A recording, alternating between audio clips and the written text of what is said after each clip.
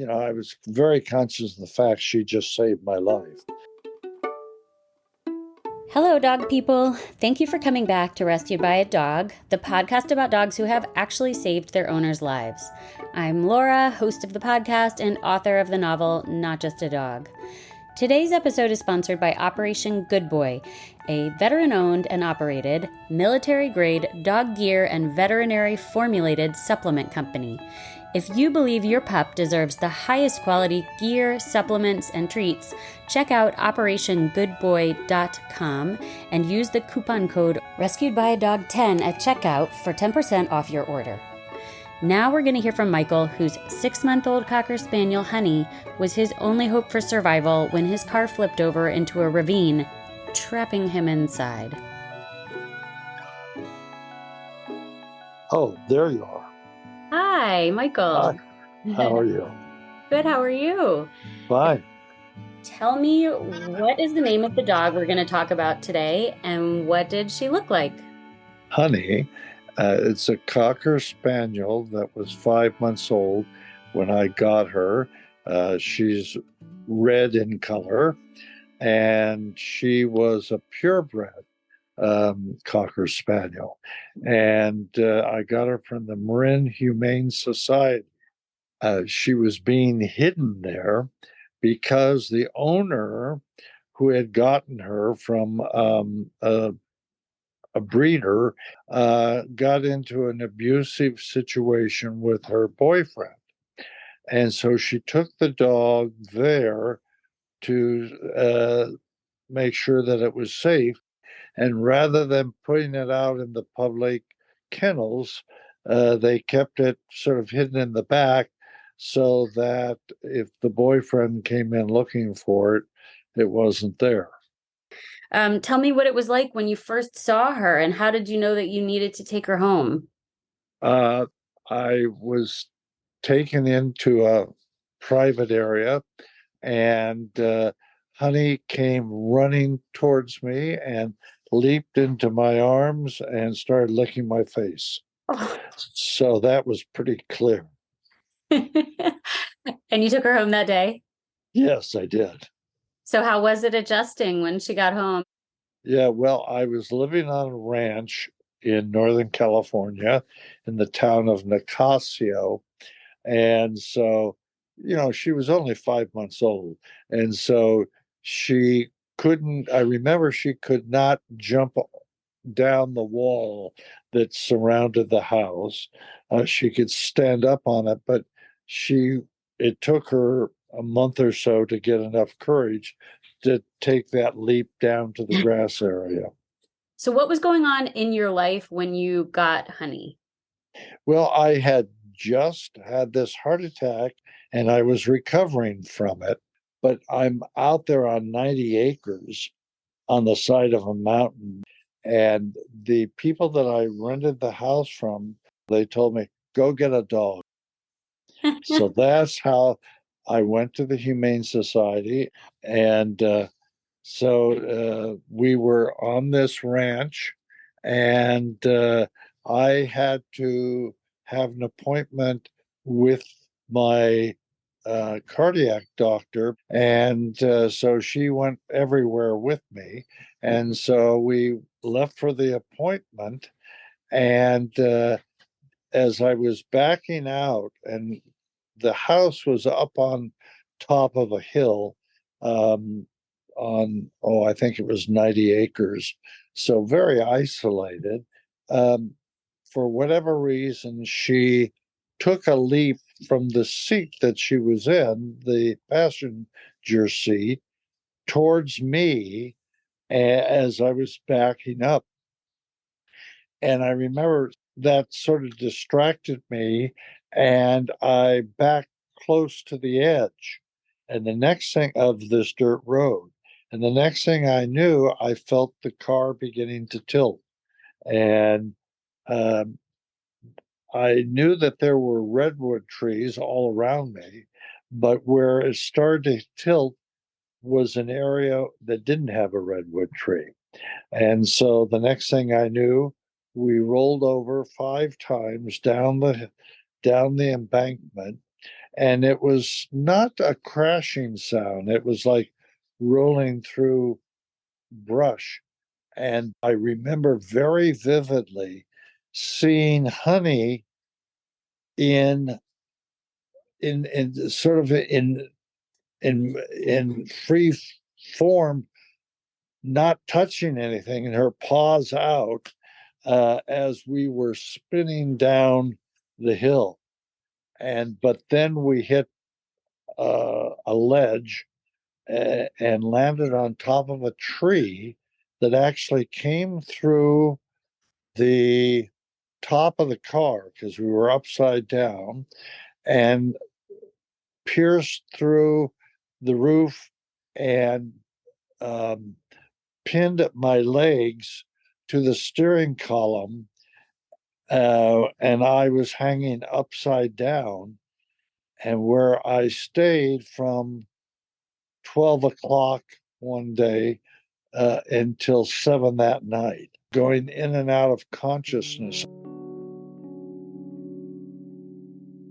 When I got to the bottom and we were 50 feet down into a creek, and I was able to get my composure, the window next to me was broken open and had a hole in it. And so I grabbed Honey, put her head through the window, and hit her little fanny and said, "Go home, baby." I'd only had her 2 weeks. I wasn't afraid. I had calmed myself down. I think I had some nitroglycerin for the heart. And I do remember taking one of those to try to calm myself down. Uh, the other thing I did is I tried moving my legs, which I couldn't. That tree came through and lodged them next to that steering column with such severity that I had no feeling in the legs. But I would try moving the toes to try to keep some blood flow in there. I didn't know it at the time, but I had broken 3 or 4 ribs during this process of going down the hill. And I did try honking the horn in an SOS pattern every half an hour or so, and that brought no one. Honey, when she had gone up to the next ranch, which was the owners of the house that I was renting, and she was running frantically counterclockwise. So they got her, and held her, and found my tag on her, and they said, "Oh, Mike got a dog, like we suggested." And so they put the dog in their car and drove the relatively short distance, I would say, quarter of a mile, from their house down to mine, opened the door, and Honey jumped out. But rather than going up to the house, she went to where we went off the edge and really just directed the person there. And the next thing I remember, I heard a door slam, and I started screaming for all I could, "Help, help, help." And this woman's voice said, "Help? Who needs help?" And I said, "I do, down here." And I remember the gasp of her voice going when she saw the car upside down 50 feet down the embankment. But I'll never forget the hole that I put Honey through. He came down to that window and stuck his hand in, and my body was ice cold. It was October 31st, Halloween. And I said, "All right, I want you to go in the house and use the landline not a cell phone, because a landline will put out a precise um, GPS location. And I told them to bring that I've gone down the hill at, I think, 12:30 in the afternoon, and that I've been hanging upside down ever since, and that I knew I needed the jaws of life to cut me out. And so she did that. She called the 911, told them that. And the next thing I knew, they had arrived, and they climbed down. Well, first, they secured the car so it wouldn't fall any further. And then they climbed down, and a, a gentleman got in the car with me and told me that he was the main person in the county for using the jaws of life, which he had, but it would take a while to get me out of there. I said, fine, just get me out. And because they had to cut off the steering column and drop that so my legs could become free. And they did that, and then put me on a sort of a firm piece of plastic that they use for posting people up. And they strapped me in and put me in between the rings of a ladder and used that as a sled to pull me up the 50 feet up the hill, and then put me in an ambulance to take me down the hill to uh, where there was a large area, open area, that was a horse field, and they had a waiting helicopter there. And they then took me to the Santa Rosa. They said, we're going to the Santa Rosa Memorial Hospital in Sonoma County, the next county up. And I said, why there? And I remember him saying very clearly, sir, with your injuries, you need a full ICU. And again, I think I was going in and out of consciousness because it didn't seem to take that long to get there. And I remember having that feeling like this is a MASH type of evacuation with the helicopter. Anyway, they took me up to Santa Rosa, got me out of the helicopter, put me in an elevator down into a basement area. And as we were passing through this tunnel in the basement, a phone on the wall rang. Now it's like, I don't know, 11 o'clock at night now or something, maybe 10. And the paramedics stopped and answered the call. And he says, yeah, I have Michael Bosch right here. And he turned to me and he says, you want to talk to the Marin Independent Journal, which is our local newspaper? And my first thought is, well, I guess I'm not so serious that they can't stop and let me talk to the newspaper. So I took the call, told them the story, and they hung up the phone and took me on into the ER and performed a ton of tests, MRIs and X-rays and CAT scans, you name it, $86,000 worth, in fact, of tests. And a doctor told me what was going on.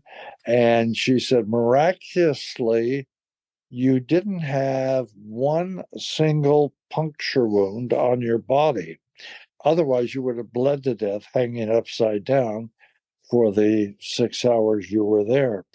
And they then sent me by ambulance to my main hospital here in Marin County. And the next thing I knew, they came in, they said, well, the good news is we have your dog, and it's here, and we're going to reunite you with the dog. They said, but would you mind having some television reporters here? I said, sure. So they brought them in, then brought in the dog, put it at the bottom of the bed, and she ran right up to my face, licking my face like crazy. I could almost feel her little heart beating next to mine. It was so sweet. I was very conscious of the fact she just saved my life. So I was overjoyed. And they let the dog come every day I was there, but they would take the dog after she'd seen me into the cancer ward for kids that was next door and let her react with the little kids that were in the cancer ward, which was very moving. Then CNN came back the next day with a crew of 3 from LA and did an interview with me there in the hospital bed. And my wife was in Greece at that time because she's Greek, and her relatives were having dinner with CNN on in the background, and they heard Michael Bosch and turned and looked, and there I was laying in the hospital bed. Did your wife find out about your accident from CNN? Yes. Well, from the relatives that had seen it, and they called her and they said, "Oh my God, Michael's had an accident. He's in the hospital." And I think the first thing she said, "How do you know?" She said, "We just saw him on CNN." And so she got the next flight back. Was she a happy dog? Oh my God. Happy was an understatement. If we go to the dog park or something, everyone would stop and say, "Is that Honey?"